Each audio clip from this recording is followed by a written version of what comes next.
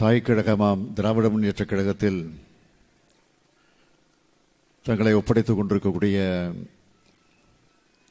இந்த சிறப்பான நிகழ்ச்சிக்கு வருகை தந்து உங்கள் அனைவரையும் வாழ்த்தி இருக்கக்கூடிய கழகத்தினுடைய பொதுச் செயலாளர் மாண்புமிகு அமைச்சர் அண்ணன் துரைமுருகன் அவர்களே, கழகத்தினுடைய இளைஞரணியின் செயலாளர் துணை முதல்வர் தம்பி உதயநிதி அவர்களே,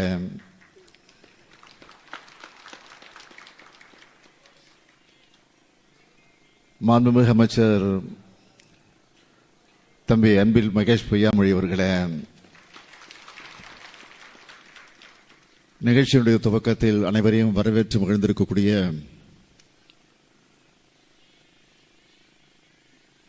மாணவர் அணியினுடைய தலைவர் அருமை சகோதரர் ராஜீவ்காந்தி அவர்களே, கழகத்தின் செய்தி தொடர்பு தலைவர் TKS இளங்கோவன் அவர்களே, இணை அமைப்பு செயலாளர் அன்பகம் கலை அவர்களே, துணை அமைப்பு செயலாளர்கள் ஆஸ்டின் அவர்களே, தாயகம் கவி அவர்களே, பல்வேறு மாவட்டங்களிலிருந்து வருகை தந்திருக்கக்கூடிய மாவட்ட கழகத்தினுடைய செயலாளர்களே, பல்வேறு மாவட்டத்திலிருந்து மாற்றுக் கட்சியிலிருந்து விலகி இன்றைக்கு இந்த நிகழ்ச்சியில கலந்து கொண்டிருக்கக்கூடிய அன்புக்குரிய நண்பர்களே, சகோதரர்களே, கழகத்தில் ஒப்படைத்துக் கொண்டிருக்கக்கூடிய என் உயிரோடு கலந்திருக்கக்கூடிய தலைவர் கலைஞர் அவர்களின் உயிரினும் உயிரான அன்பு உடன்பிறப்புகளே, உங்கள் அனைவருக்கும் என்னுடைய அன்பான வணக்கம். பல்வேறு பொறுப்புகளில் ஏற்றுக்கொண்டு ஒரு இயக்கத்திலே பணியாற்றிக் கொண்டிருந்த நீங்கள் அந்த இயக்கத்தினுடைய தலைமை முறையாக இல்லை, அதை நம்பி போவது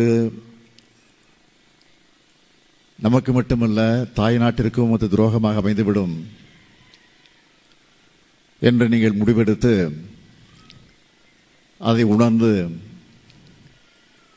நாம் யாரிடத்திலே போய் இருக்க வேண்டும், எங்கு போய் பணியாற்ற வேண்டும், எந்த கொள்கை ஏற்றுக்கொள்ள வேண்டும் என்ற அந்த நிலையிலே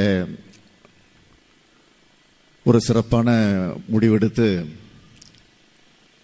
இன்றைக்கு திராவிட முன்னேற்றக் கழகத்தில் தங்களை இணைத்துக் கொண்டிருக்கிறீர்கள்.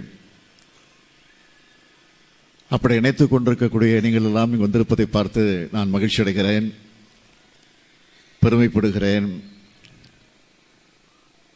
உங்களை எல்லாம் நான் திராவிட முன்னேற்றக் கழகத்தின் சார்பிலே, தலைமை கழகத்தின் சார்பிலே, இன்னும் சொல்ல வேண்டும் என்று சொன்னால் மறைந்தாலும் உள்ளத்திலே குடியிருக்கக்கூடிய தலைவர் கலைஞர் அவர்களின் சார்பிலே வருக வருக வருக என்று நான் வரவேற்க கடமைப்பட்டிருக்கிறேன்.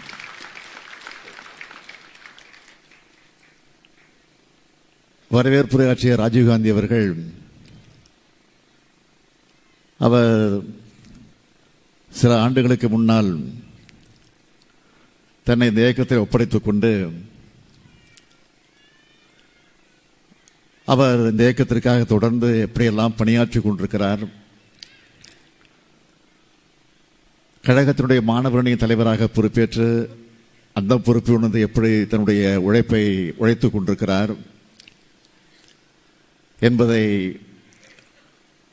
நான் பல நேரங்களில் பார்த்திருக்கிறேன், கேட்டிருக்கிறேன்.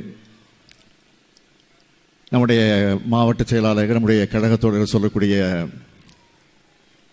அந்த செய்திகள் எல்லாம் கேட்டு நான் மகிழ்ச்சி அடைந்திருக்கிறேன்.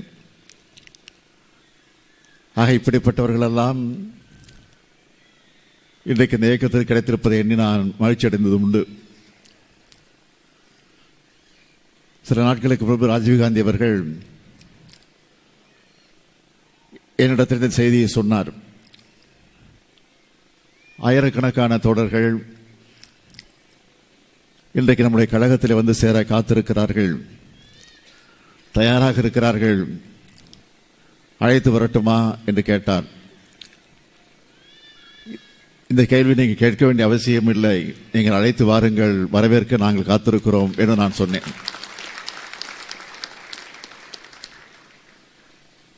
ஆக திராவிட முன்னேற்ற கழகம் என்பது ஏதோ நேற்று முளைத்த காளான் அல்ல. 1949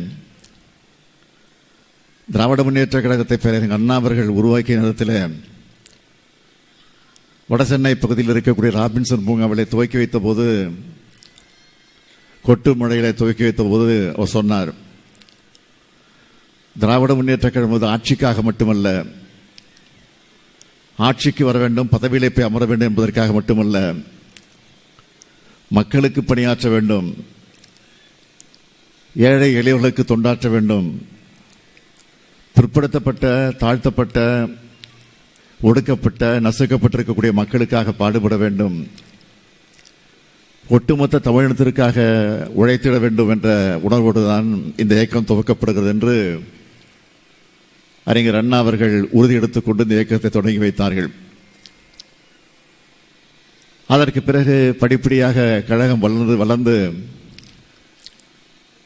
57ஆம் ஆண்டு முதல் தேர்தல் களத்தில் நாம் ஈடுபட்டோம். 49 தொடங்கி 57 தான் தேர்தல் களத்திற்கே வந்தோம். ஆனால் இன்றைக்கு சில கட்சிகளை பார்க்கிறோம், தொடங்கிய உடனே ஆட்சிக்கு வருவோம் என்று சொல்லக்கூடிய நிலை இன்றைக்கு நாட்டில் இருந்து கொண்டிருக்கிறது. நாங்கள் தான் அடுத்த ஆட்சி, நாங்கள் தான் அடுத்த முதல்வர் என்று அநாத நிலையை சுற்றி கொண்டிருக்கிறவர்களெல்லாம் இன்றைக்கு அதை பிதற்றிக் கொண்டிருக்கிறார்கள். நான் யார், எப்படிப்பட்டவர், எந்த கட்சி தலைவர் எல்லாம் சொல்ல விரும்பல. காரணம், அவர்களுக்கெல்லாம் நான் அடையாளம் காட்டுவதற்கு நான் தயாராக இல்லை. அதுதான் உண்மை. அவர்கள் பெயரை சொல்லி இந்த மேடைக்கு உரிய அங்கீகாரத்தை, இந்த மேடைக்குரிய கௌரவத்தை நான் குறைத்துக் கொள்ள விரும்பல. அதுதான் உண்மை. அதை எனக்கு புரிந்துக்க. நானாக இருந்தாலும் சரி, தம்பி உதயநிதியாக இருந்தாலும் சரி, அண்ணன் துரைமுருகனாக இருந்தாலும் சரி, என்ன சொன்னோம்? மாற்று கட்சி தான் சொன்னோம். அந்த கட்சியுடைய பேரை கூட சொல்ல எங்க வாய் வரல. காரணம், எத்தனையோ கட்சி இருக்கு, எத்தனையோ கட்சி பேரை சொல்றோம். ஆனா இந்த கட்சியின் பேரை சொல்ல நாங்கள் மறுப்பதற்கு என்ன காரணம்? உண்மையிலே ஒரு அரசியல் கட்சியாக இருந்து, மக்களுக்காக பாடுபட கட்சியாக இருந்து, உழைக்கக்கூடிய கட்சியாக இருந்து, உண்மையிலேயே தமிழனுக்காக பாடுபட கட்சியாக இருந்தால் நான் சொல்லலாம். வேஷம் விட்டுக் கொண்டிருக்கக்கூடிய, ஒரு நாடகத்தை நடத்தி கொண்டிருக்கக்கூடியவர்களுக்கெல்லாம் நான் அடையாளம் காட்டவர்கள் தான் உண்மை. 49 தொடங்கி இந்த இயக்கம் 57 முதல்ல தேர்தல் களத்திலே நாம் ஈடுபட்டோம். அதுவும் தேர்தல் களத்தில் ஈடுபடலாமா வேண்டாமா என்று திருச்சியிலே நடைபெற்ற மாநாட்டிலே அண்ணா அவர்கள் அந்த மாநாட்டிலே கூடிய இந்த மக்களிடத்தில் ஓட்டுப்பெட்டியை வச்சு வாக்குச்சீட்டை கொடுத்து, ஓட்டுப்பெட்டியை வச்சு ஒரு துண்டு சீட்டை கொடுத்து அதில் தேர்தலில் ஈடுபட வேண்டாம் என்று எழுதி போடுங்கள் என்று சொல்லி, அதற்கு பிறகு அந்த பெட்டியில் விழுந்த சீட்டுகள் எல்லாம் எடுத்து எண்ணி பார்த்து தேர்தல் களத்தில் ஈடுபடலாம் என்பதை அதிகமான அளவிற்கு எழுதி போட்ட காரணத்தால் தேர்தலில் ஈடுபட்டோம். அதான் உண்மை. 57 ஈடுபட்ட தேர்தலில் 15 இடங்களில் சட்டமன்ற உறுப்பினர்களாக நாம் தேர்ந்தெடுக்கப்பட்டோம். 15 இடங்கள் முதல் 57. அதற்கு பிறகு 62 50 இடங்களுக்கு மேல் வெற்றி பெற்றோம். எதிர்கட்சியை வரிசையில் போய் உட்கார்ந்தோம். அதைத் தொடர்ந்து 67 ஆட்சி பொறுப்பேற்றோம். அண்ணா தலைமையில் ஆட்சி பொறுப்பேற்றோம். ஆட்சி பொறுப்பேற்ற அண்ணா அவர்கள் தொடர்ந்து நீண்ட ஆண்டு காலம் இடத்திலே வாழ முடியாமல் ஒரு கடுமையான நோய்க்கு ஆளாக்கப்பட்டு அதற்காக அமெரிக்காவுக்கு சென்று அறுவை சிகிச்சை எல்லாம் செய்துவிட்டு கூட வந்தார். ஆனால் நம்மிடத்தில் அவர் தொடர்ந்து வாழ முடியாத நிலைக்கு ஆளாகி நம்ம எல்லாம் விட்டு பிரிந்து விட்டார். அண்ணா மறைவுக்கு பிறகு கலைஞர் அவர்கள் ஆட்சி பொறுப்பேற்றார். கலைஞர் அவர்கள் 5 முறை முதலமைச்சராக தமிழ்நாட்டின் ஆட்சி பொறுப்பிலிருந்து ஆட்சியை நடத்தி காட்டியிருக்கிறார். அதற்கு பின்னால் 6வது முறையாக இந்த ஸ்டாலின், முத்துவேல் கருணாநிதி ஸ்டாலின் உங்களால், தமிழ்நாட்டு மக்களால் அங்கீகரிக்கப்பட்டு இன்றைக்கு நான் முதலமைச்சராக தேர்ந்தெடுக்கப்பட்டு இன்றைக்கு நம்முடைய ஆட்சி திராவிட மாடல் ஆட்சியாக நடந்து கொண்டிருக்கிறது. திராவிட மாடல் ஆட்சி என்றால் என்ன என்று கேட்பதற்கு ஒரே ஒரு பதில், இங்கே கூடியிருக்கிற நீங்க தான் இது அடையாளம். இதுதான் திராவிட மாடல். திராவிட மாடல் சொன்னாவே சிலருக்கு ஒரே கோபம் பொத்துக்கிட்டு வருது, வீர ஆவேசம் வருது. ஆவேசம் வரட்டும், கோபம் வரட்டும், இப்படி சொல்லதான் திராவிட மாடல் நாங்கள் தொடர்ந்து சொல்லிக்கிட்டே இருப்போம். அதுக்காக நாங்கள் பயந்துட்டு போய் மூலையில் ஒடுங்கிட மாட்டோம். நீங்கள் சொல்லத்தான் கழகம் மேலும் வளர்ந்து கொண்டு இருக்கு. நீங்கள் இப்படி தலைக்குறைவாக பேசத்தான் இன்றைக்கு உங்கள் இடத்துல இருந்து எல்லாரும் இங்கே வந்துகிட்டு இருக்காங்க. பாருங்க, இந்த கூட்டத்தை பார்த்தாலும் தெரியும். பேசணும். நான் கூட பல நேரங்கள் சொல்வது உண்டு, கவர்னர் ஆளுநராக இருக்கக்கூடிய கவர்னர் அவர்கள் தேவையில்லாத வேலையெல்லாம் செய்கிறாரு, நம்ம எதிர்த்து பேசிக்கிட்டே இருக்காரு, திராவிடன்கிற சொல்லுக்கு எதிர்ப்பதமாக பேசிக்கிட்டு இருக்கிறாரு, ஆரியத்துக்கு ஆதரவாக பேசிக்கிட்டு இருக்கிறாரு, இப்படி மதத்தை மையமாக வச்சு பேசிகிட்டு இருக்கிறாரு. என்னெல்லாம் வருத்தப்படுவது உண்டு. பேசட்டும், பேசதான் நமக்கு ஆதரவு ஜாஸ்தி ஆகுது. அதனால சில பேர் கவர்னரை மாற்றுங்கன்னு சொல்லுவாங்க. இது வரைக்கும் சட்டமன்றத்தில் நாங்கள் கவர்னர் மாற்றுங்க தீர்மானம் போட்டிருக்கிறோமா? நாங்கள் போடல, தீர்மானமே போடல. அவர் இருக்கணும், இருந்தால் தான் திமுக இன்னும் வளருது. அடுத்த கவர்னர் வரைக்கும் சட்டமன்றத்துக்கு வரணும், ஆளுநர் உரையை நாங்கள் கொடுப்போம். அதை எடுத்து படிக்காமல் வெளியில் போகணும், அதையும் பார்க்கணும், அதை மக்கள் பார்க்கணும். நான் பிரதமரிடத்திலும் அமித்ஷாவிடத்திலும் இங்கிருந்து ஒரு வேண்டுகோள் வைக்கிறேன், தயவுசெய்து கவர்னரை மாற்றாதீங்க, அவரே இருக்கட்டும். இதுதான் உண்மை. அதே மாதிரி தான் நீங்கள் யாரை நம்பி போனீங்களோ அது வீணாக போச்சு அப்படின்னு வருத்தத்தோடு வந்திருக்கீங்களோ அவங்க இன்னும் பேசிக்கிட்டே இருக்கணும். அதே மாதிரி தொடர்ந்து பேசிக்கிட்டே இருக்கணும். பேசிக்கிட்டே இருந்தால் தான் மக்கள் தெளிவாக புரிஞ்சுப்பாங்க. மக்கள் எல்லாம் ஆதரவு கொடுக்க மாட்டாங்க. எதை பற்றி கவலைப்பட வேண்டியதில்லை. ஒரு பழமொழி சொல்லுவாங்க, சூரியனை பார்த்து என்னன்னு உங்களுக்கு தெரியும். அதை பற்றி கவலைப்பட வேண்டிய அவசியமே இல்லை நமக்கு. நாம் நம்ம வேலையை பார்ப்போம். நமக்கு மக்கள் நம்மை நம்பி நம்ம இடத்துல நாம் தந்த வாக்குறுதிகளை உறுதிமொழிகளை நம்பி நம்ம இடத்துல ஆட்சி ஒப்படைச்சிருக்கிறாங்க. ஆக அந்த உறுதிமொழிகளெல்லாம் படிப்படியாக நிறைவேற்றி கொண்டிருக்கிறோம். நான் தொடர்ந்து வாரத்திற்கு 2 நாட்கள் ஒவ்வொரு மாவட்டமாக சென்று கொண்டிருக்கிறேன். அப்படி செல்லுகிற போது அரசு நிகழ்ச்சி மட்டுமல்ல, கட்சி நிகழ்ச்சியிலும் கலந்து கொள்கிறேன்.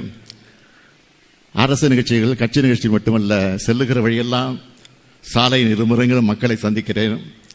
பெண்கள், ஆண்கள், இளைஞர்கள், முதியவர்கள் வரிசையாக நின்று கொண்டு இரு பக்கம் நின்று கொண்டு என்னை வரவேற்க அந்த காட்சியை பார்க்கிற போது மீண்டும் சொல்கிறேன், 7வது முறையாக நிச்சயமாக திராவிட முன்னேற்ற கழகம் தான் ஆட்சிக்கு வரும் என்ற அந்த உறுதி இந்த நேரத்தில் எடுத்து சொல்கிறேன். காரணம் என்ன? இன்னைக்கு எத்தனை சாதனைகளை நாம் எண்ணி பார்க்கிறோம், திட்டங்களை பார்க்குறோமே. ஒவ்வொரு வீட்லேயும் நம்முடைய ஆட்சியின் பலனை இன்னைக்கு அனுபவிச்சுட்டு இருக்காங்க. தமிழ்நாட்டில் இருக்கக்கூடிய எல்லா வீட்லேயும் ஒவ்வொரு வீட்லேயும் இன்றைக்கு ஏதாவது ஒரு திட்டத்தின் மூலமாக அந்த வீட்டில் பல பலன் கிடைச்சிட்டு இருக்கு. உதாரணத்துக்கு சொல்லணும்னா, பேருந்தில் அவங்க பயணம் செய்வதற்கு இலவசமாக போகலாம். அது ஒரு அருமையான திட்டமாக இன்றைக்கு நடந்து கொண்டிருக்கிறது. தேர்தல் அறிவிச்ச திட்டம். அதே மாதிரி உரிமை தொகை, கலைஞர் உரிமை தொகை 1000 ரூபாய் வழங்கி கொண்டிருக்கிறோம். அதுவும் தேர்தல் அறிவிச்ச திட்டம். அந்த திட்டத்தில் கூட இன்னும் கொஞ்சம் அங்கங்கே மிச்சம் குறை இருக்கு, நான் இல்லைன்னு மறுக்கல. அந்த குறையும் 2-3 மாதத்தில் தீர்த்து வைக்கப்படும் என்று நம்முடைய துணை முதல்வர்கள் சட்டமன்றத்தில் உறுதி கொடுத்திருக்கிறார்கள். அது உண்மைதான். அதைத் தொடர்ந்து ஆரம்ப பள்ளிக்கூடங்கள் படித்துக் கொண்டிருக்கக்கூடிய மாணவிகள் கல்லூரிக்கு செல்லுகிற போது அவர்களுக்கு வசதி இல்லாத காரணத்தினால் அவர்கள் படிப்புக்கு செல்ல முடியாத சூழ்நிலை வருகிறது என்பதை அறிந்து புரிந்து அவர்கள் அத்தனை பேரும் கல்லூரிக்கு வர வேண்டும் என்ற உணர்வோடு மாதம் 1000 ரூபாய் புதுமை பெண்ணர் திட்டத்தின் அடிப்படையில் வழங்கப்பட்டுக் கொண்டிருக்கிறது. மாணவிகளுக்கு மட்டுமா, மாணவர்களுக்கு கிடையாதா என்ற ஒரு கேள்வி வந்தது.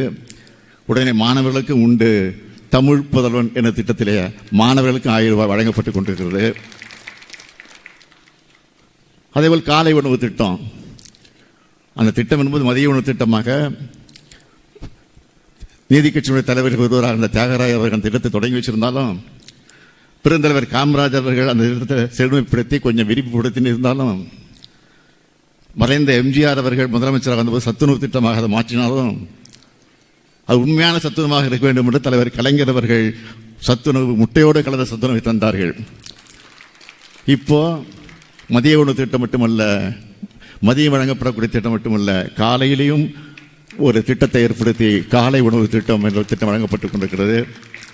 அந்த திட்டத்தை பார்த்து இன்றைக்கு பல மாநிலங்கள் மட்டுமல்ல, வெளிநாட்டில் இருக்கக்கூடியவர்கள் அந்த திட்டத்தை பார்த்து நாங்கள் நிறைவேற்றப் போகிறோம் என்று கனடா நாட்டிலே இன்றைக்கு அது நிறைவேற்றப்பட்டுக் கொண்டிருக்கிறது. இப்படி பல்வேறு திட்டங்களை நாம் நிறைவேற்றி கொண்டிருக்கிறோம். எதற்காக இதெல்லாம் உங்களுக்கு சொல்கிறேன்னா, இதெல்லாம் நீங்கள் மக்களிடத்தில் இந்த தேர்தல் 1.5 வருஷம் தான் இருக்குது. 1.5 வருஷத்தில் தேர்தலை சந்திக்க போகிறோம். யாராவது ஏதோ பேசிக்கிட்டு இருக்கலாம், அதை பற்றி நம்ம கவலைப்பட வேண்டிய அவசியமே இல்லை. நம்ம சாதனைகளை மக்கள் புரிந்து கொண்டிருக்கிறார்கள். அதை நினைவுபடுத்தினாலே போதும். 200 இல்லை 234 தொகுதியில் நாம் தான் வெற்றி பெறுவோம் என்ற ஒரு சூழ்நிலை அமையும். அதற்கு நீங்கள் எல்லாம் துணை நிற்க வேண்டும். அந்த பணியை நிறைவேற்றி தருகிற நம்பிக்கை எனக்கு நிரம்ப இருக்கிறது. உங்களை எல்லாம் பார்க்கிற போது உள்ளபடியே நான் மகிழ்ச்சி அடைகிறேன். அது அண்ணா அறிவாலயத்திற்கே வந்திருக்கிறீங்க, கலைஞர் அரங்கத்திலே வந்து குழுமி இருக்கிறீங்க. இந்த கலைஞர் அரங்கத்தில் திரண்டிருக்கக்கூடிய உங்களுக்கு என்னுடைய வாழ்த்துக்களையும் பாராட்டுக்களையும் தெரிவித்து வருக வருக வருக வருக என்று தெரிவித்து விடைபெறுகிறேன். நன்றி, வணக்கம்.